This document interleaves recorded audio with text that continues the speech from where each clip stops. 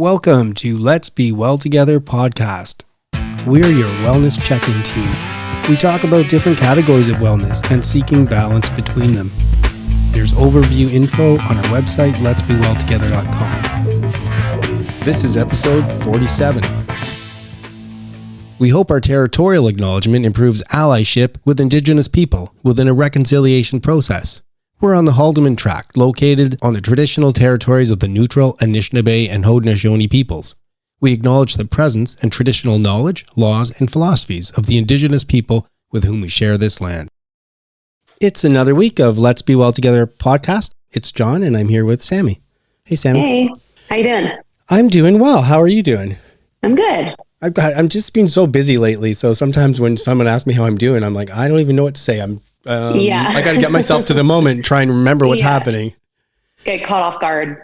But I'm always glad to have these conversations. So that's where I'm going to be for the next little while. And we're back to a facet activities series. Recently, just because I was having a conversation with somebody, the concept of building blocks came up. And I thought that's another great way to talk about the facet activities. We have categories of wellness. And then what are the actual activities that foster wellness in those areas? That's what we're talking about.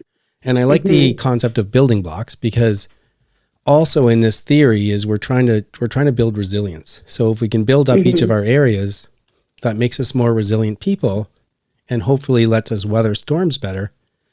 And so all the activities that foster wellness are building blocks. They build towards that resilience.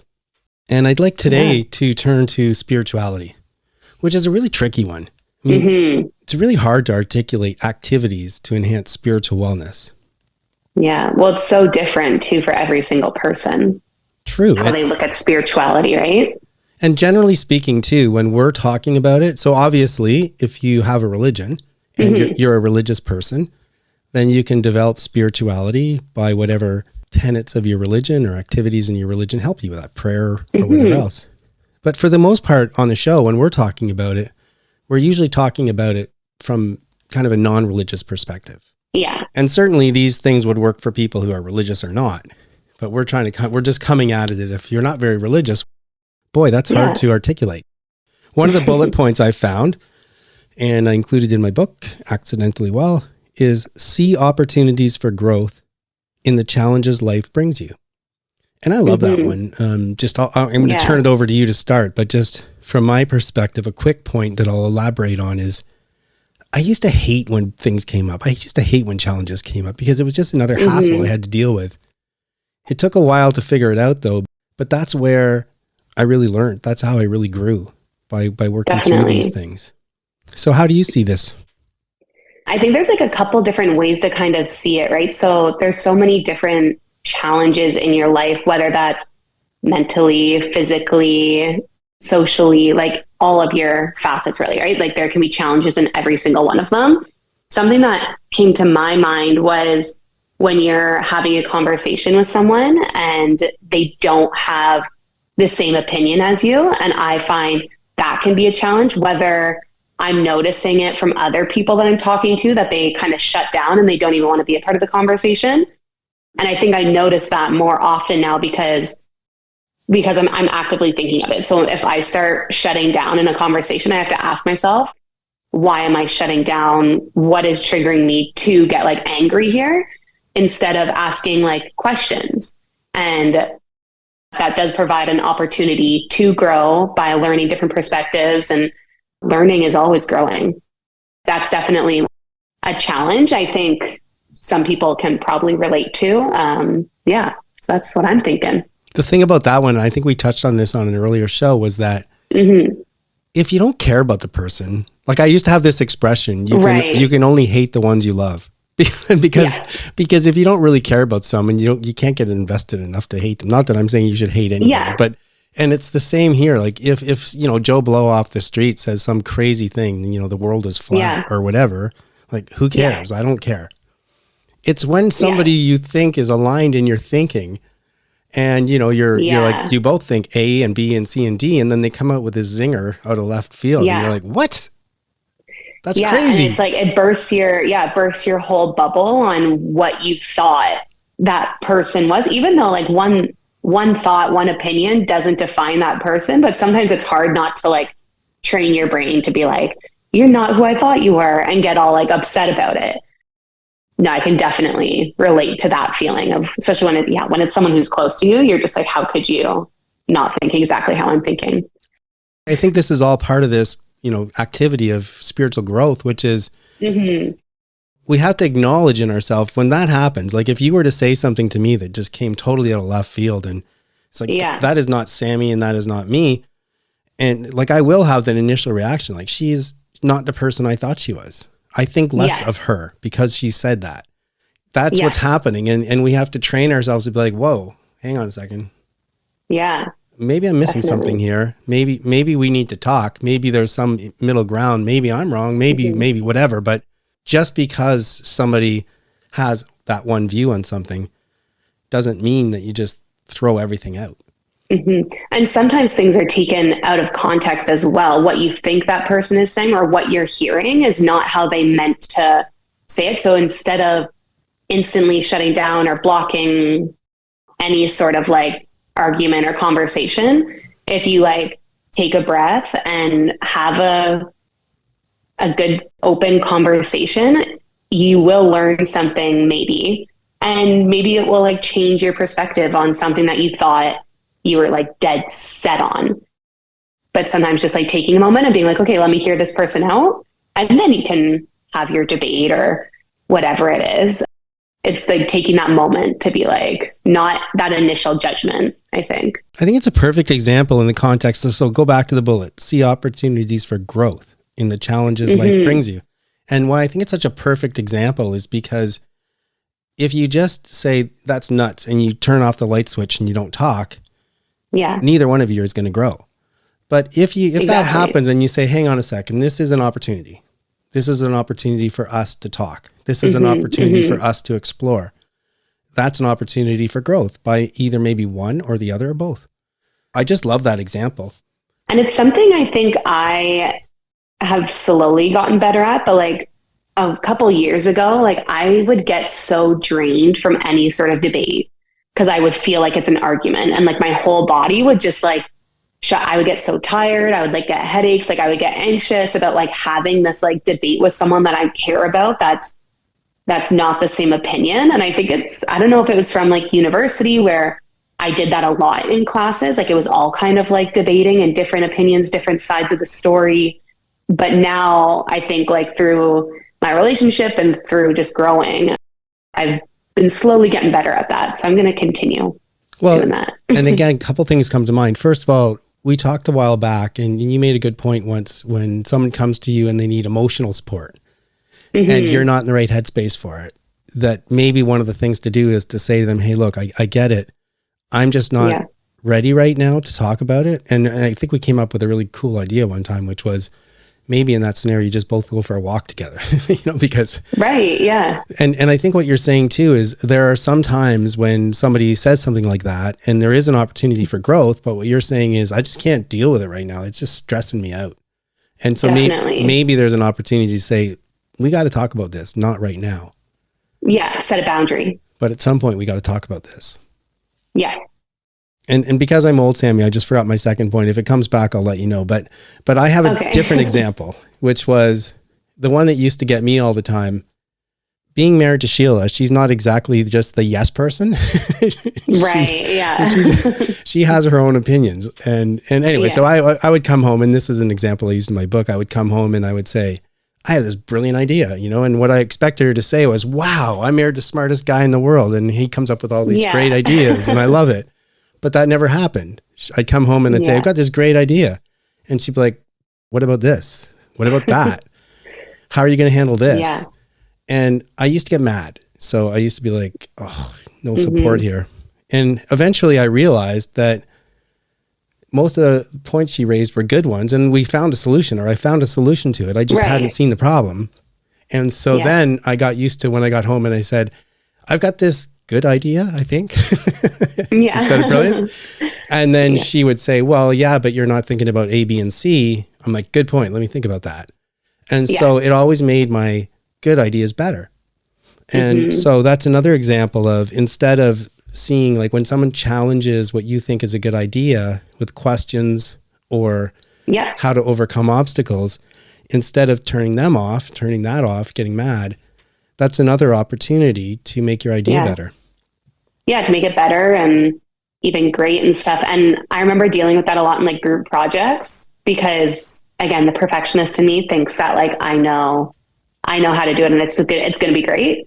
But like with group projects and stuff, like you have to be open to hearing other people out because chances are it's going to be even better when you're sitting there and listening. But I totally understand the feeling of like, no, I have this idea and this is the only way I want to do it. By stepping back and taking a breath and then going into the conversation, I think is always a good thing to do. And sometimes, you know, you don't want to get knocked off your idea though either. Like sometimes I do come back and say, you know what, I thought about what you said and I still think I'm right. And if I think it's a good idea, I'm going to keep pushing it forward, even like, especially in that group setting. And by the way, you helped me remember the second point I forgot. Oh, perfect. Because it made me think of a board meeting, what you were talking about committee. And we were talking earlier about, you know, sometimes somebody says something to you and you're like, that's crazy. I want to talk about it, but I'm so mad. I don't want to talk about it right now. And so there's that concept in meetings, committee meetings, board meetings, where you table an idea. And that just means let's just park that off to the side and come back the next board meeting. Yeah. And that's always a good thing in the situation you described because, you know, okay, you go away and think about it and calm down and simmer down. And then you can both talk about how crazy that person is because they probably are crazy. Yeah, definitely. You probably, no. That's funny though, because I've actually never heard the term, oh, we'll table that other than in movies. So I'm glad to know that that does actually happen in the real world. And it's not just in the movies. No, it's just us old fogies, mostly at directors meetings. Saying, we'll table that. We'll table that. And on that note, this is a good time to table our discussion because we're out of time. Yeah. Guests are giving their time. Expanding our minds. Today's interview is in the area of economic wellness, and we welcome back my friend Rose DeMello Johnson. Last time she talked to us about wills, and today we're going to talk about powers of attorney. Rose is a partner at Gowling WLG, an international law firm. In addition to wills and estates work, she assists clients with substitute decision-making and mental incapacity planning through the use of powers of attorney and trusts. Rose is active in her community. She's been a board member of numerous charitable organizations, including YWCA of Kitchener-Waterloo, the Grand River Hospital Foundation, and Junior Achievement of the Waterloo region. And I'll include some contact information from Rose in our show notes. Welcome back, Rose. Thank you, John. So as we said last time when we spoke about wills, today's show's not advice to listeners. Rose and I are both lawyers, but we're not providing legal advice. And also we're talking about what happens in Ontario, Canada, where things might be different in other jurisdictions. We're hoping that our discussion encourages you to get legal advice and make powers of attorney. If you work with a lawyer on powers of attorney, they will need to know your personal circumstances and your wishes. So, Rose, let's turn to powers of attorney. And could we start maybe by you briefly describing what the two types of powers of attorney are, if I'm right that there's two types? There are two types. The two types are power of attorney for property and power of attorney for personal care. So I'll start with personal care. This is a written document in which you're known as the grantor, appoint an attorney or attorneys to make all of your health and medical care decisions when you no longer have the mental capacity to do so. So this document allows whoever you've named to basically consent to treatment for you, to place you in a home, to do whatever is needed to make sure your health and well-being is being looked after. I think a lot of people think of elderly people who become incapacitated, but this could also be, I'm in a car accident, I'm in a coma, or I had some kind of medical event, a heart attack or something like that. Okay. Yeah. You're physically unable to understand the nature and consequences of what's going on around you, and specifically with respect to medical treatment. Right. Okay. The other power of attorney is a power of attorney for property, and this is the document in which, again, you're naming or granting power to an individual or individuals to deal with all of your assets. I often explain it to clients as the individual you name gets to step into your shoes and do everything you can do legally except make a new will or change any beneficiary designations. So you have to trust this person implicitly because they are you. They can go to the bank, they can withdraw money from your account, they could sell your house, they can give instructions to your investment advisor, and the list goes on and on. That power of attorney becomes effective the moment you sign it and will continue into incapacity. So that means, you meet with me, we sign the power of attorney, and the next day, for whatever reason, you're unable to sign a document, a legal document, but your attorney is available. You can task your attorney with signing that document for you or talking to that individual on your behalf. But it does continue into your incapacity. So at sometime in the future, you no longer are able to do those things because you are in a coma, you have Alzheimer's, whatever the case may be. Your attorney then again steps into your shoes and can do what you otherwise would be able to do yourself. Let me ask then, like last time in terms of a will, what happens? So let's start with a power of attorney for care. Mm-hmm. Let's say that I get in that car accident, now I'm in a coma, now I'm in the hospital, and I don't have a power of attorney for care. Mm-hmm. Who makes the decisions? So there is a piece of legislation called the Consent to Treatment Act. And so there is a hierarchy of who can make decisions in an emergency situation. So, if there is a spouse, it's the spouse. If there's no spouse, then it's the children, et cetera, et cetera. The issue with sometimes children, and I've encountered this with an elderly client who had 4 children, no power of attorney for personal care, and needed something done quickly, the 4 couldn't decide. And together. And it has to be unanimous because there's 4.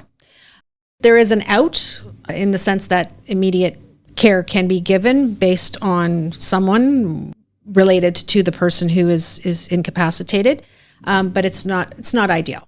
And again, you're not controlling the selection of that person. Yeah, you've lost control, where if you do a power of attorney for care, you have control. Exactly. And I take it then, so if I do a power of attorney for care to Sheila, which I've done, it's important for me to tell Sheila what my thinking is in different scenarios.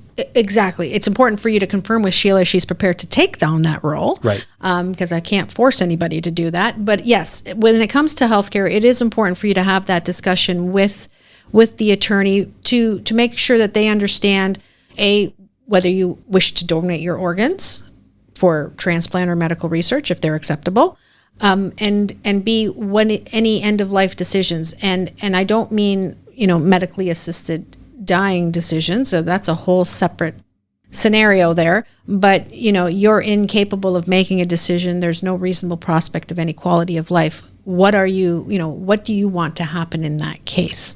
Do you wish to be kept on life support? And again, it's a very personal decision. There's no right or wrong answer. But it's a conversation that I am having with my clients because I do want to put it down in black and white so that the attorney has that direction.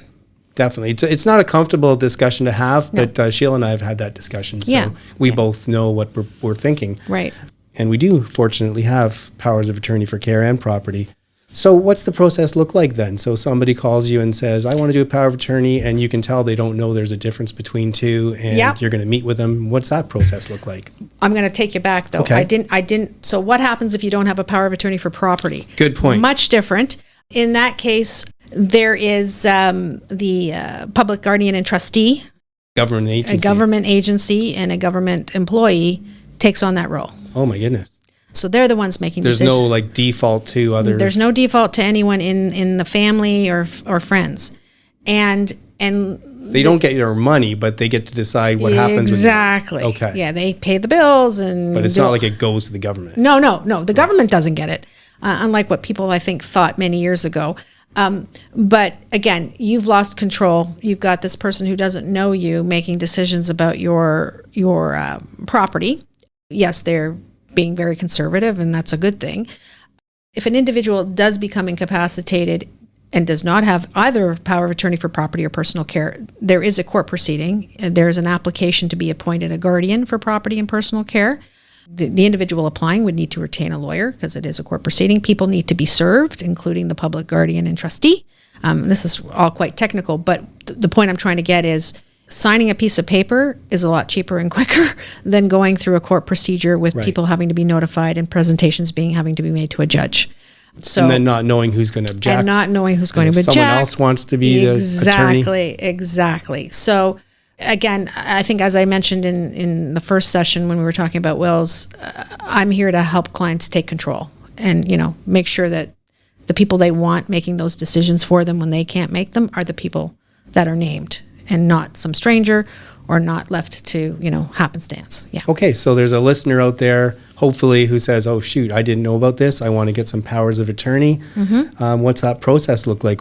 I'm going to assume that they're going to contact a lawyer for assistance. So yes. What's that kind of consultation process look like? Again, it's having sitting down with the lawyer, having a discussion, understanding the family situation and the assets, not necessarily because we're giving them away, but understanding what is there to look after you if you were to become incapacitated, and talking about who the right people are to take on these roles. I mean, in a personal care decision situation, that person might have to make some very difficult decisions about your care. And, is that person able to do that? Unlike, when talking about executors or attorneys for property where people are, do I need a banker or a lawyer or an accountant? No, I just need people comfortable dealing with them. I often find if you have someone with medical training, they're a great resource to have as a power of attorney for personal care if they're available and they're the right person for you, because they can certainly communicate better with the healthcare professionals and typically understand what's going on. That's not to make it that you have to have medical training to be a power of attorney for personal care. It just helps in understanding what the prognosis is. It's a great point, because I actually know of quite a few people, just talking to my friends and talking to my family, who name one person as executor. They may or may not also be the attorney for property. It might be someone else for attorney for property and a different person for attorney for care, because they're thinking each of these people has kind of a talent or an affinity to something different. Yeah, different skill set. Yeah. Again, for power of attorney for property, again, it's just someone who you feel, obviously trust that they're going to act in your best interests and deal with your property when you no longer have the capacity to deal with it yourself.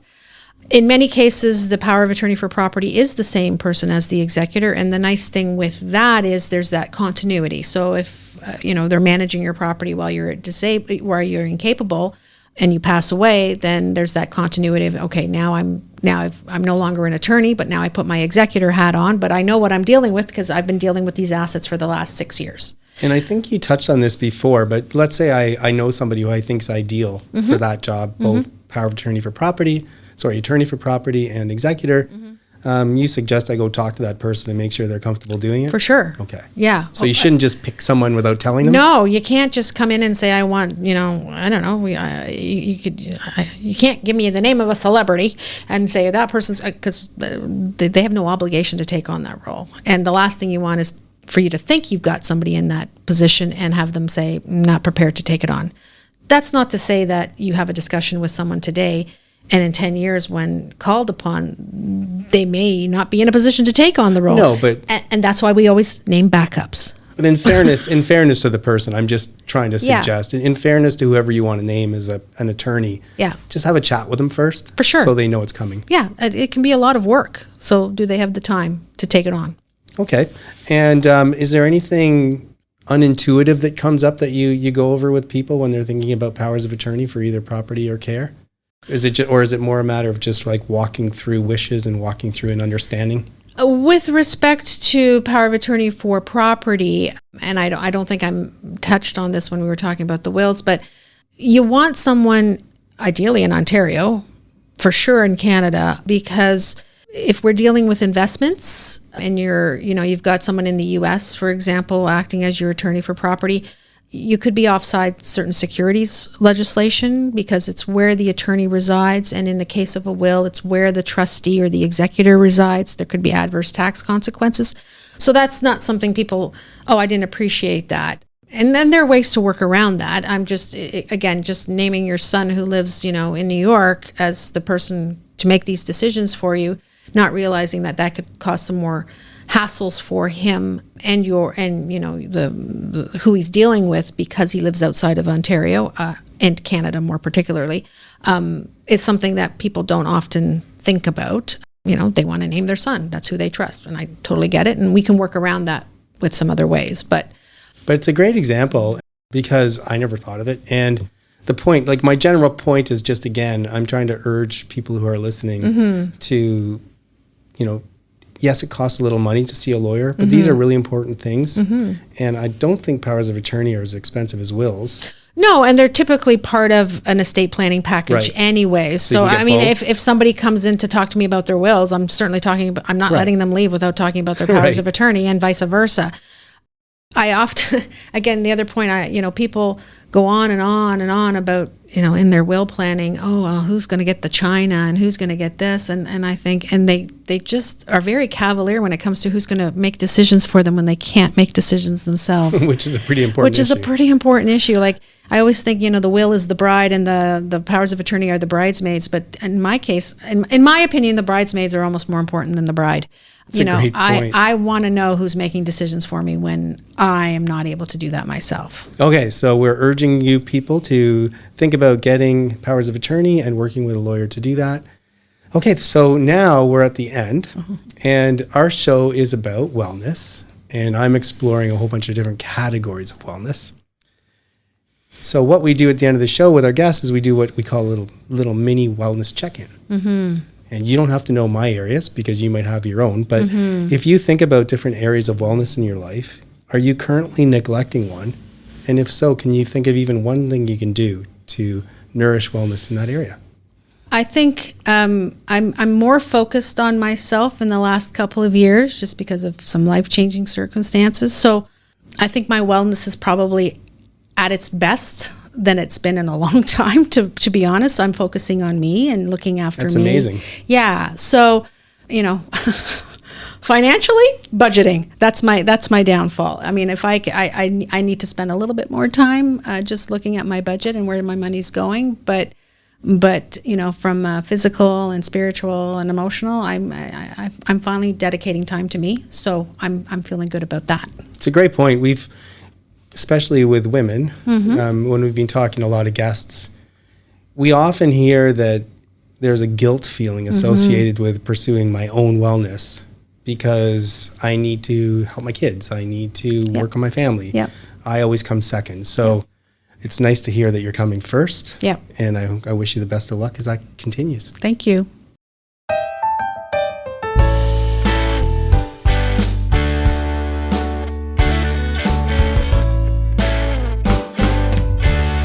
I'm Cameron, and welcome to another installment of the Adventures of the Starving Artist. And for this particular installment, I'm quite excited because it's New Gear Day! Woohoo! There are a couple of top tier days for guitar players and bassists, and I'm sure any other stringed instrument. There's New String Day, which is an unparalleled joy. There's nothing like a new set of strings. There's your birthday, which can be pretty sweet. New Year's comes to mind. Christmas Day, if you choose to celebrate that. There's some seriously good days. But I maintain that one of the best is New Gear Day. It transcends field and profession. It doesn't matter what you do for a living, right? New gear is always great if it's for your job or if it's for leisure or pleasure. Those are always great, like a new toy. Never a bad thing, right? Who doesn't love a new Lego set? But for me, it's sort of a bit of the middle. It's kind of a toy, but mostly some work gear. My in-ear monitors finally came, and they came about 2 weeks early, which is a really sweet surprise. So for the uninitiated, or for those who didn't tune into the section or segment where I was talking about what the heck these are, basically what happens is you go to a place, an audiologist, and they say, "Hey, how are you?" And shove a bunch of goop into your ears, and you sit there chewing on a foamy thing to keep your ear canals a certain shape, and drooling all over yourself, and then the molds harden in your ears, and then they pull them out, and then they send them off to the States, and they say, "Cool, that'll be $50, and we'll see you in 22 days. Well, that's not entirely it. After that, when they send the things off, the place that receives those molds makes a custom fit monitor, not like a computer monitor, but a sonic monitor that goes directly into your ear, which is pretty cool. And the idea is they're fit specifically to you so that, nobody else can wear them, which is a side effect. But they isolate the sound coming out of those monitors and going into your ears from everything else that's in the room, which means that, for instance, on stage, when I'm standing next to a drum kit that's going full blast, I don't go deaf. But not only that, I can hear an exact mix of whatever I want directly in my ears. And this is hugely beneficial for my field, because if you can't hear what you're doing, you have to rely on eyes. And there are more gigs than I can count where I've had to play by eye, where I'm staring at the keys of the keyboard to make sure I don't mispress or hit the wrong note, or if I do, that I can recover in a way that makes sense. And the hard part is, if you can't hear what you're doing, it's all sort of, you're relying very heavily on theory and just hope. Whereas now, I'll be able to hear stuff. Put yourself in this situation. You're on stage. It's a party. You're going hard with your band. It's a really frantic, fast-paced set. Things are going well, you think. The lights are going crazy. Strobes, colors, on and off. No rhyme or reason. And you're trying to play without hearing anything. Could you do it?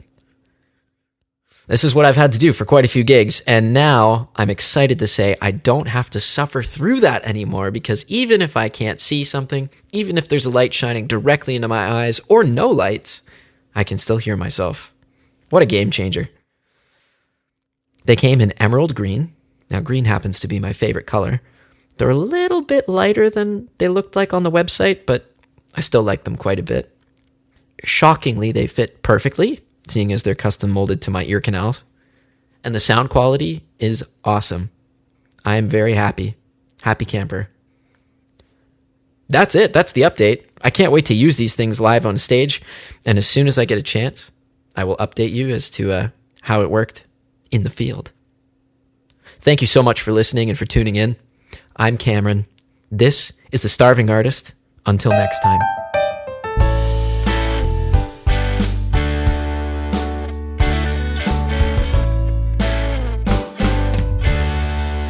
We love our listeners and thanks for joining us. Please help spread the word about Let's Be Well Together podcast.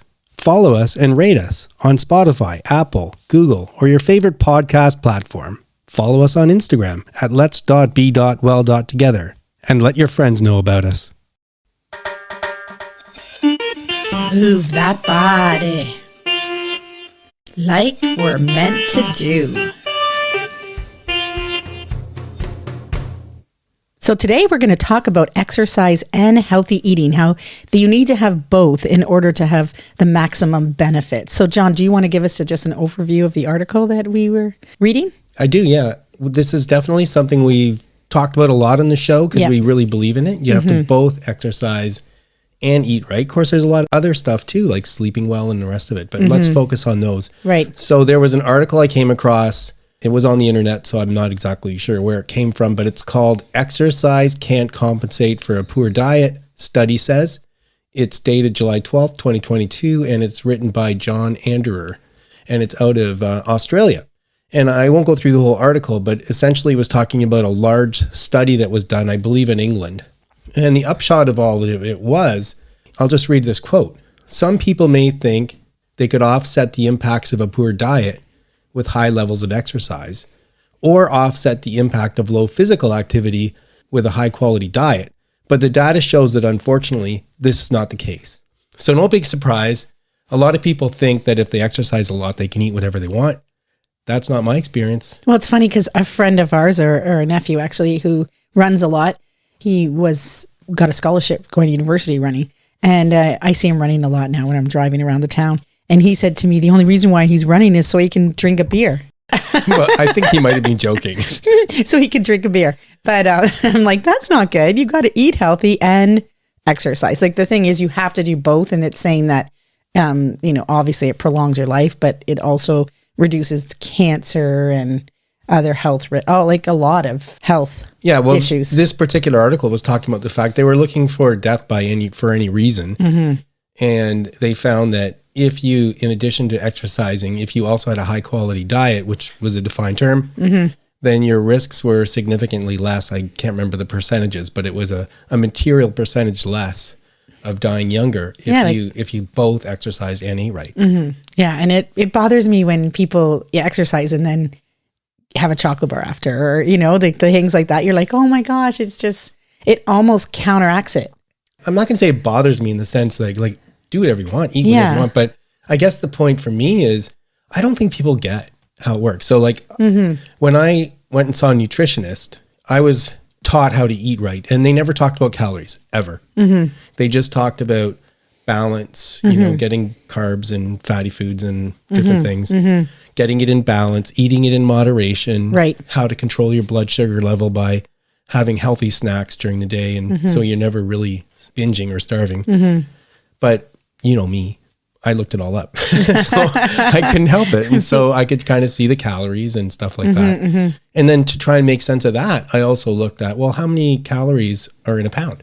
And it's shocking, actually. Like, do you know how many calories it either takes to burn a pound or to gain a pound? I'm going to guess, because I have no idea, but I'm going to guess 1,500. It's something like 3,500. Oh my gosh. 3,500 or 3,550. Oh my gosh. Anyone out there, you know, Google that. 3,500 pounds. Like, that's what I believe. Okay. Like, that would be probably at least 2 hours of exercise. When I ran my marathon.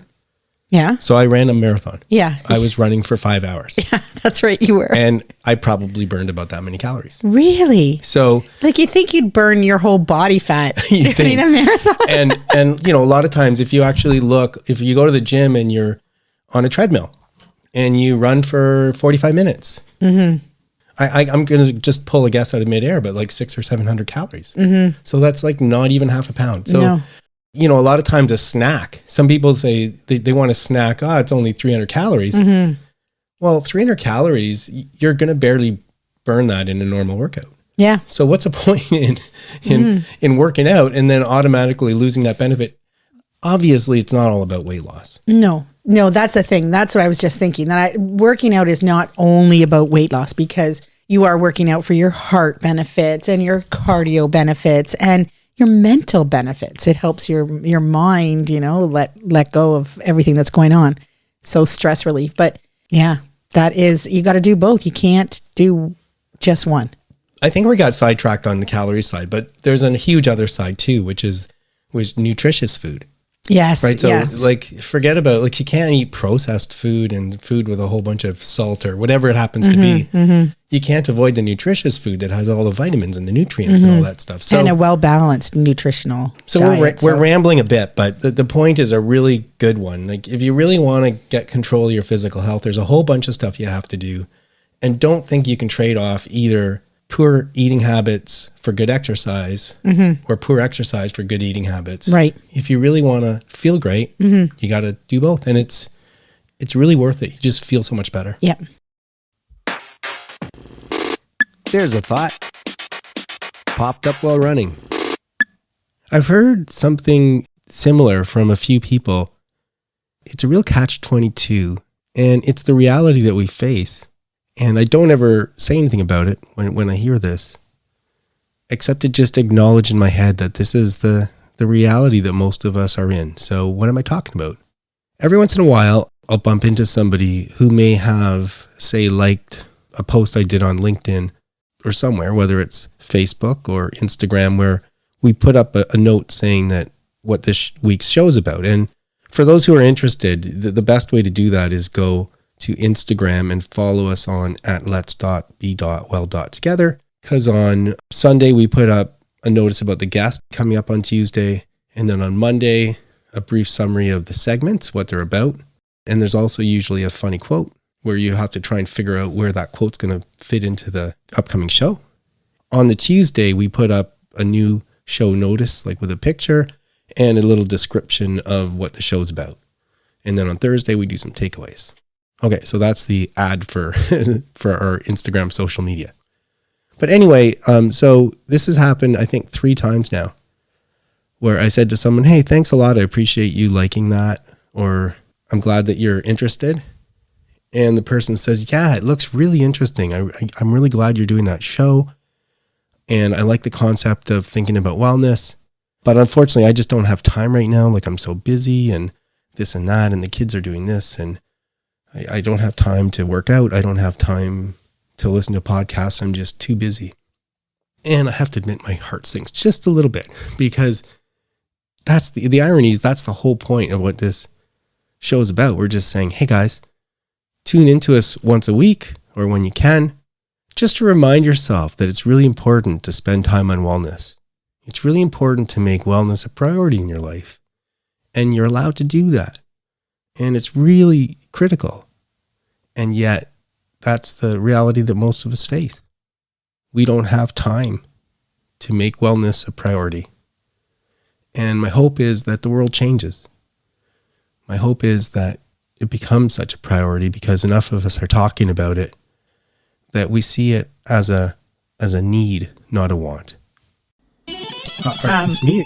Am I? Yeah. Just let me say, flip side of the coin. And here we are. We're recording in Collingwood, our Collingwood studio, eh, John? In fact, we've just done some Collingwood sessions. Yeah, so we didn't have a choice. It's not something that we like to do when we're up in Collingwood, but we are short on sessions. So we had to do some sessions. And I thought, it'd be nice to talk about Collingwood. This is our last weekend here. We have a condo and we rent it out most of the time. And we just happened to have it for a few weeks and we did some repairs and things. And so now we're transferring it over to the next renters, which is really sad. It's really a good news, bad news situation. So you got to think about financial wellness. Yeah. And it's a longer story. I think we talked about it on past shows, but the idea was we fell in love with this place in Collingwood, especially where it was located. Mm-hmm. And we figured out a way to make it work. But the way to make it work is that we do have to rent it out most of the time, like 4 to 6 months, 2 or 3 times a year. So we rarely get time up here. And so we come up here and then we treasure it. And then on a day like this, where this is the weekend where we're getting it ready to turn it over, it's like, it's really hard to live in the moment. It's really hard to be like, I just want to enjoy it today because today is Saturday. Yeah. We don't need to leave till tomorrow night. But I'm already stuck today being like, oh no, I'm gotta losing do this, it. and we got to do that, and it's going to be gone. Yeah. This is amazing. Well, be considered being in the moment yesterday, we had to go into town because we just needed to pick up a few things for the house, for the condo. And there was this really cool market just opening because I wanted to get to the store before 5 because I was afraid small towns, sometimes they close at 5. Obviously, it didn't close till 9, but I had to pick up something that I ordered. So what we're talking about is there's, like many towns, there's a little downtown strip. Yes. So we're on the downtown strip and there's stores we normally go to. And meanwhile, we saw people setting up tents on the main street. Mm-hmm. So we went into the store and we asked her what was going on. And she said, oh, this is a market that happens every third Friday or something. I can't remember the dates, so don't bank on the dates. But they come up sporadically at Christmas time-ish. And these are not the stores just extending like sidewalk sales. It's actually market people that are setting up. So it's all different. So it could be artisans. It could be people selling food. Sounded really cool. So we wanted to walk around, but John was too cold. He was not enjoying the moment. Well, I tried. I'm like, I made the best of it. I don't know why I'm such a wimp in the cold these days. This is so cool. Everyone, they had their lights. And then there was dancers in the window. So little students, or not just little students, were in the window dancing, which I thought was really interesting. I would find it a little difficult if I was that dancer. Like, one, the music's inside, not outside, so we can't hear what they're dancing to. And they're dancing and we're just walking by and looking at them. I think that would be awkward for me to do it. Well, I thought it was cute, so. I thought it was very cute and interesting because they all had different costumes on and they were obviously doing different dances. So it was kind of neat. I did find it interesting too, though, that for the most part, it was the parents and grandparents who were watching the kids, and then they would kind of block it. Yeah, they would kind of block it so that if you're walking by, it was hard to actually see. So that's one thing we're doing in Collingwood. But generally speaking, we're so enjoying our time up here. It's been amazing. Yes, it's really nice. We've really enjoyed seeing Collingwood a little bit more and doing some restaurant tours or downtown or doing hikes. And it's really lovely. The other nice thing too is we got this place November 29th, 2021. Yes. And so we've turned it over now. This is the third set of tenants coming in. Each time we come, we can kind of fix it up just a little bit. Yeah. A little more elbow grease, a little more cleaning, a little more polishing, and then maybe another piece of furniture. Mm-hmm. And so this time Sheila reupholstered the chairs for the table. They look very amazing. Happy with them. Yeah. Just to update it a little bit. And I just love it as it gets, within a couple of years, it'll be just the way we want it. It's perfect. Perfect. Sadly, this is our last weekend in Collingwood. So I was just lamenting the time we have here and back to our routine. Yep. And even the Collingwood sessions are done. Now it's time to get back to that elbow grease and start getting it ready. But we got to find time today to enjoy it. Please remember that we're not providing advice. We hope to inspire you to work towards balance, and we urge you to consult with qualified people if you need advice. The people on the show are speaking in their personal capacities. Their views expressed are their own, and don't represent the views or opinions of their outside contacts, their employers, or anyone else. We try to get things right, but we can't guarantee everything we say is correct, or that the things we talk about will work for you. Let's be well together, and let's be sure to do that in a safe way. And it's sign-off time. It's Sheila here with Cameron and John. Hi, guys. Hello. Hey! Sammy's not here today. She is partying. She's got her new house, and she is making the most of it. Tonight, I think she has friends over. Good for her. Hopefully she's having a great time. Yeah, Christmas is a-coming, but I would just like to wish everyone who celebrates Hanukkah a happy Hanukkah. That's going on right now. I am getting ready for Christmas and working and enjoying the snow. John and I had a really nice weekend because it was just the two of us this weekend, and we didn't go up to Collingwood, so we actually got a lot of work done and just relaxed a little bit. So that was nice. What about you, Cameron? What's up with you?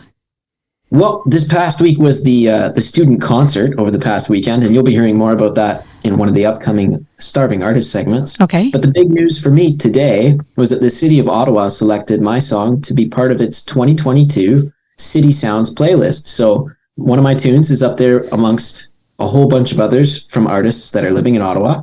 And it's pretty cool to be included in that. It's a little bit of a win for me. It's the most recent one I've put out. It's called It's All the Same.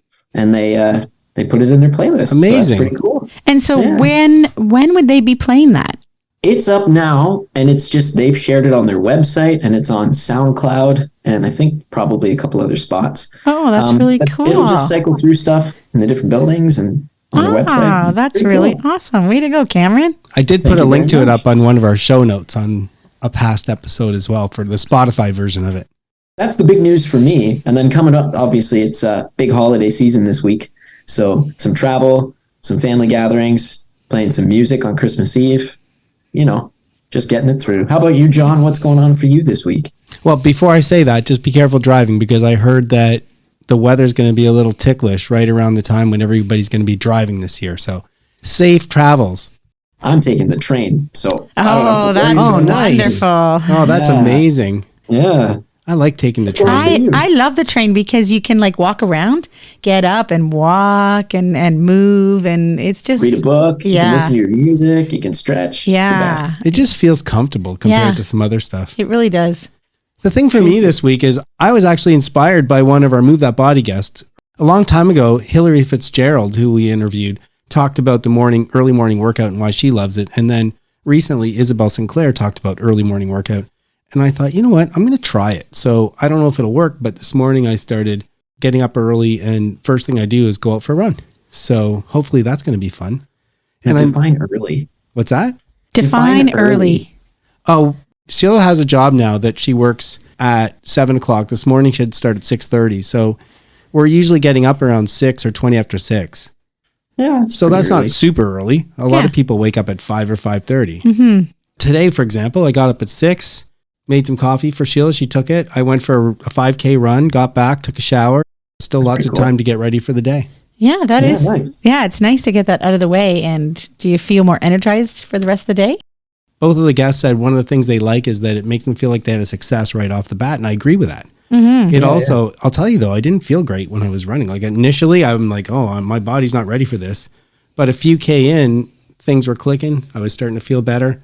And then you're back in the saddle, And then it did get my body off to a nice start for the day. Nice. And also, if you do that right at the start, you kind of feel like continuing with a healthy day. Mm-hmm. And the other thing that was really great is we don't have a lot of feedback from listeners, but we have some. One of the main things I'm trying to do here is just put something out so that once a week or so, people will think about their wellness. Mm-hmm. Whether or not we have the answers to problems or solutions, that's a whole other question, but maybe people tune in and they just think about their wellness. Imagine how happy I was when I read the last line of the review that says, listening to their insights and perspectives never fails to make me reflect on my own wellness. So thanks a lot, Simple Simon X, because that made me feel fantastic.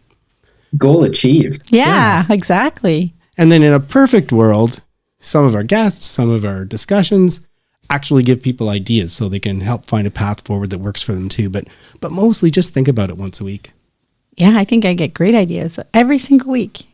Does anyone else have anything else where we should wish everyone a happy holidays? And yeah, everyone safe travels and happy Christmas. Whatever holiday you choose to celebrate, I hope it's a great one. Yeah. Yes. Family and friends and lots of good cheer. Lots of time off coming. Enjoy it with family and friends. And we'll see you on the next show. That is it for today's show. Please try and make wellness a priority. You deserve it. If you feel the need to talk to someone or ask for help, please do that. Accept yourself for the person you are. So long. Adieu. Auf Wiedersehen. Goodbye.